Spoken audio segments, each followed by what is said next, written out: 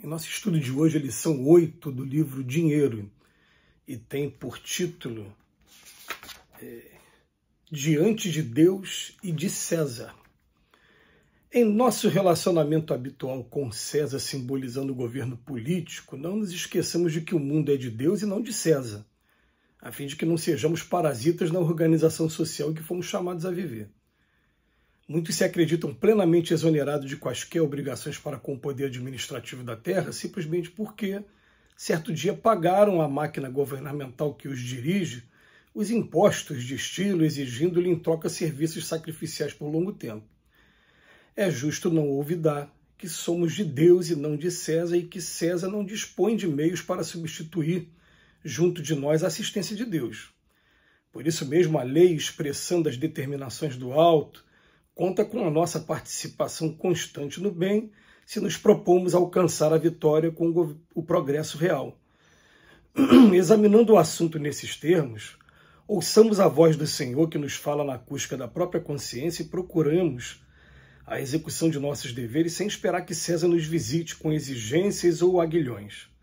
O trabalho é regulamento da vida e cultivemo-lo com diligência, utilizando os recursos de que dispomos na consolidação do melhor para todos os que nos cercam. Auxiliar aos outros é recomendação do céu e, em razão disso, auxiliemos sempre, seja amparando a um companheiro infeliz, protegendo uma fonte ameaçada pela secura, ou plantando uma árvore benfeitora que amanhã falará por nós à margem do caminho.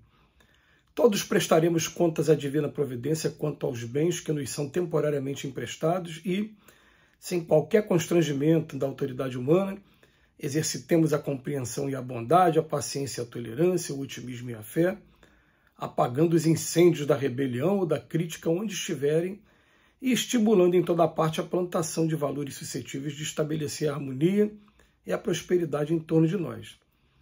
Não vale dar a César algumas moedas por ano, cobrindo-o de acusações e reprovações todos os anos. Doemos a Deus o que é de Deus, oferecendo o melhor de nós mesmos em favor dos outros, e desse modo César estará realmente habilitado a amparar-nos e a servir-nos, hoje e sempre, em nome do Senhor. É muito providencial essa chamada de atenção de Emmanuel, porque me vem na cabeça assim, alguns líderes políticos. Eu me lembro, por exemplo, o presidente Kennedy, antes de ser assassinado nos Estados Unidos, uma vez ele falou assim: não perguntem o que o país pode fazer por vocês, perguntem o que vocês podem fazer pelo país.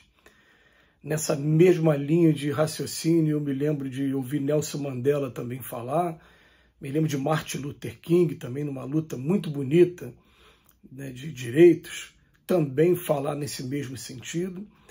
E a gente hoje está vivendo um momento em que virou moda, já era um costume, mas agora a coisa está exacerbada, reclamar de político.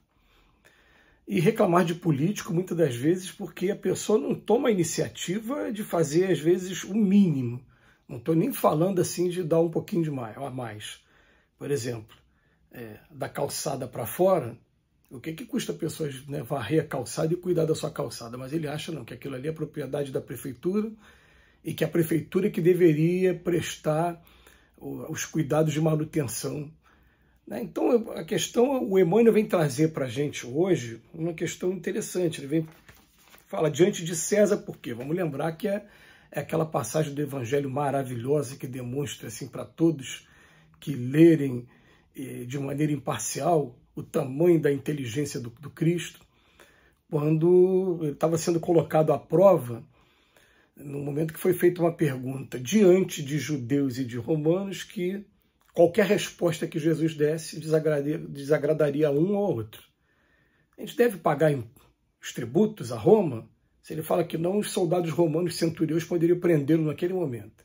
Se ele fala que sim, ele ia contrariar os judeus que eram explorados na época pelos romanos. Aí Jesus, percebendo a maldade no coração de todos, o que é que ele faz? Ele vira na hora: o que é que está na moeda aí? A César. Então dá a César o que é de César e dá a Deus o que é de Deus. Mas o Emmanuel vem lembrar para a gente aqui, ó, o mundo é de Deus, o mundo não é de César. E o César simbolizando essa autoridade temporária que qualquer um de nós pode exercer a qualquer momento, a gente só tem que lembrar que ela é temporária. A gente, normalmente, a maioria das vezes são mandatos, períodos curtos. E aí o que acontece, daqui a pouco está sendo substituído por outros. E aí você fica marcado pelo que você fez ou pelo que você deixou de fazer. A corrupção é muito grande, é muito grande. No nosso país, a corrupção chega a níveis alarmantes, né, de estar em rankings aí, em relação ao mundo. A gente preferia não estar participando desse ranking. Mas a verdade é que quando se trata de você fazer a sua parte, a gente falha bastante nisso também. Então, não nos esqueçamos de que o mundo é de Deus e não de César, e que não sejamos parasitas na organização social, achando que pelo fato da gente estar sendo cobrado nos impostos, é claro, uma carga tributária muito alta, também uma das cargas tributárias mais altas do planeta.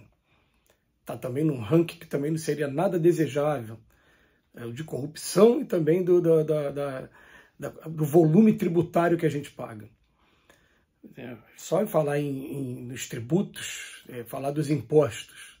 O que a gente paga de imposto de renda, 27,5%, que volta e meia tem alguns projetos de lei complementar querendo aumentar essa alíquota. O que a gente paga de IPTU, IPVA, ICMS, ISS, imposto de transmissão, quando vai fazer qualquer escritura, ou ITBI, se for no caso, né, de compra e venda, transmissão quando for causa-morte, quando for herança, quando for inventário, enfim. É um absurdo, sim. Mas daí a gente criar aquela postura de revolta total e vou me tornar um total parasita, o exemplo tem que vir da gente mesmo.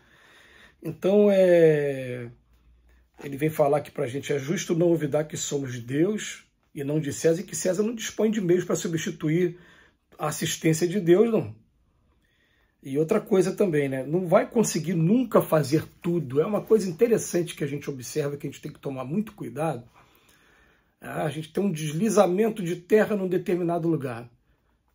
Onde estão as autoridades que não perceberam isso? Gente, tem coisa que a autoridade não tem condição ainda tecnológica, não tem de perceber esse tipo de coisa, não. Se fosse assim, as prefeituras, os estados, os países seriam responsáveis por cada terremoto. Seria o que você... onde estava a autoridade lá em Portugal que não percebeu que as placas tectônicas tiveram alguma alteração e teve esse terremoto recente com escala acima de 5 graus Richter? Não tem como mesmo você prever esse tipo de coisa, assim como também não tem como prever que vai ter um deslizamento de terra em Friburgo ou em Petrópolis, como aconteceu aqui. As autoridades podem prevenir, sim, aquelas construções que estão perto das encostas, que também acontece por falta de esclarecimento também do povo. Ali sim, ali poderia até ter uma ação. Mas eu estou pegando exemplos para a gente pensar no seguinte: a gente reclama muito e faz pouco. Se a gente pelo menos começasse a pensar assim, peraí, a pessoa de que eu estou reclamando, ela talvez esteja fazendo algumas coisas ali, eu não estou sabendo do que é. Mas não vou entrar nesse mérito não, porque também vai entrar mérito de terceiro. Estou falando meu, e eu? O que eu estou fazendo? Aonde entra a minha parte? Ele vem falar aqui para a acústica da própria consciência e procuremos a execução de nossos deveres sem esperar que César nos visite com exigências ou aguilhões. Isso é muito legal. E Emmanuel vem chamar a atenção da gente para uma coisa: todos prestaremos contas à divina providência quanto aos bens que nos são temporariamente emprestados, e sem qualquer constrangimento da autoridade humana, exercitemos a compreensão, a bondade, a paciência, a tolerância, o otimismo, a fé. É muito conveniente, sempre atual, muito mais atual agora nesse momento de polarização, mas independente de qual seja a opinião que você escolhe, você tem liberdade de escolher o que quiser e de ser respeitado pela sua escolha, mas a gente tem que ter a nossa consciência tranquila também de que a gente está fazendo a nossa parte. Que Jesus nos abençoe hoje e sempre.